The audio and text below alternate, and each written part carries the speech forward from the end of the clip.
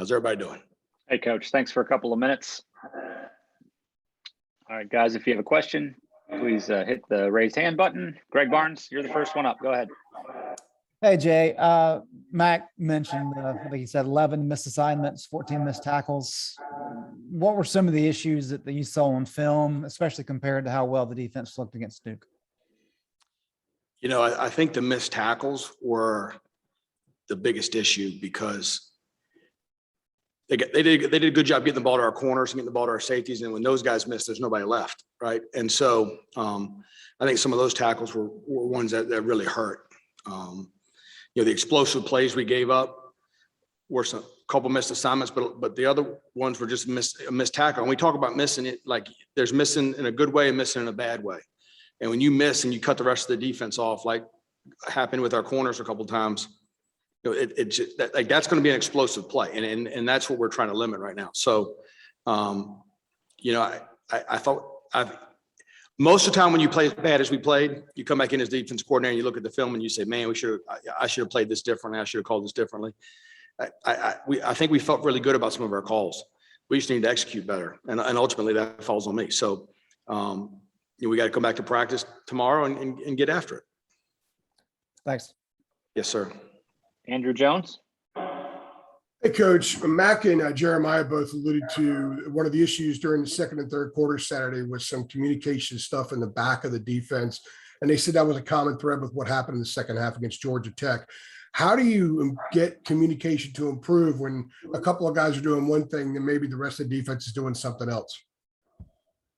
So we have put a big emphasis on it. And I thought it improved a week ago, and then we took a step backwards last week. And so eventually you get to a point where the guy that's not communicating and the guy that's missing the signal and the guy that's not playing it right, you just replace that guy. And so I think there's some of that at some level, right? You start to get frustrated with the guy that you know isn't communicating. And we've had a lot of hard talks with him yesterday about like that, you know, the communication's got to get better. Because the thing is, we have kids that are very smart. You know, Jeremiah Gimmel's really smart. Gio Biggers is really smart. We have guys that are really bright guys that can communicate and get us lined up.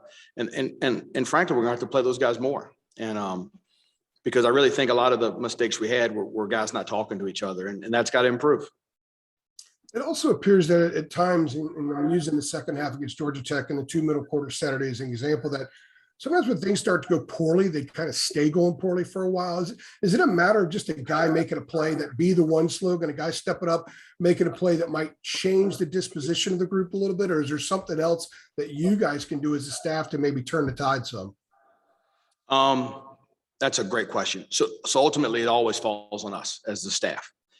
However, like if you want to be elite, like we talk about wanting to be elite, then at some point the player driven standard becomes important. And so I agree with you. I don't think we handled adversity very well against Georgia Tech, and I don't think we handled adversity very well against Florida State. And I think that is you know, yes, we had some communication errors. We'll get those fixed. The missed tackles are things that I can't stomach as the defensive coordinator.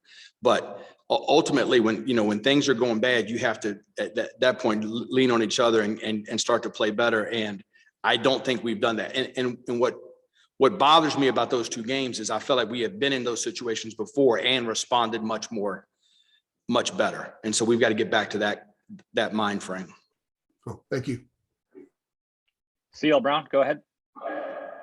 Hey, Jay, I was curious on how you manage the defense mentally at this point, because it seems like after a game like Saturday, they could be, you know, basically beating themselves up pretty bad about some of the tackles and some of the communication. What's your kind of philosophy on how to be hard and firm with the mistakes they made, but not to where you're going to lose them for the rest of the season? I mean, CL, I'm not worried about losing them for a practice, much less the rest of the season. We have competitive guys that want to play at a high level. They realize they didn't do it, and the best way to go fix it is to go out in practice on Tuesday. You know, I think, and I'm not trying to dismiss how we played Saturday, but you know what? Sometimes you miss tackles, and you look at why you missed them, and fundamentally you go work on those fundamental skills. Why did you have a communication error? Well, maybe this guy wasn't as locked in. You try to get him more locked in. I mean, it's not the end of the world. We just got to play better, and we played better a week ago. So I think we'll go back to work. I think our kids' mind frame is good. They're positive, and we got to go play. Is that where the frustration comes in though? Because, a week ago after Duke, Jeremiah was talking about how great the communication was in that game, and to not be able to carry over and be consistent. I mean, is that a problem, trying to figure out where the disconnect comes in? I mean, that's why they give you a whistle, right? You got to figure it out. So, no, I mean, look, we had a hard talk during the game Saturday. We had a hard talk on Sunday.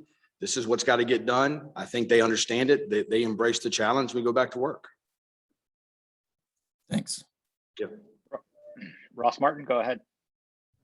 Hey, Coach Bateman. Jordan Travis was going to run and he had a pretty big game. What was your approach to stopping a running quarterback heading to this game, having seen him kind of do it against y'all last season as well? What would y'all scheme for and have that? That's a good question. I thought we had some really good answers, and we got free guys to him a lot and didn't get it tackled.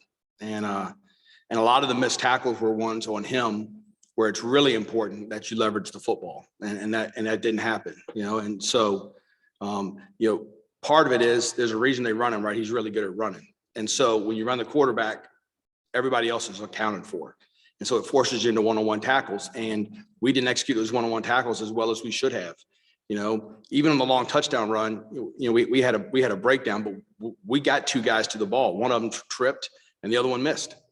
And, if we're getting two to the ball and he makes, two guys don't make the play, it's hard to get two, much less three. So, I felt like we had the right leverage most of the time. I thought we did a better job keeping him in the pocket, especially early in the game than we did later in the game. That was our big emphasis, was not letting him scramble, because I felt like that's where he really got us a year ago.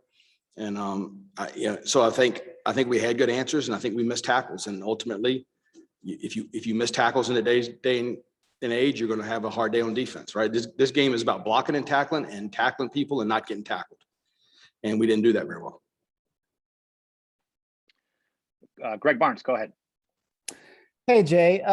I think fans see when guys like Ritzy and Ra, young kids, come in and make a few splash plays and limited snaps, and then they wonder why those guys aren't playing more.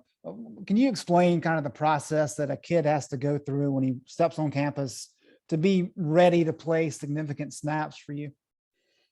Yeah, I mean, so number one, I think they're both playing a decent amount. Ritzy's playing a lot. So I think, when they're ready to play, they're ready to play. And, last year with Tony and Jaquarius, it took a while. JQ got hurt.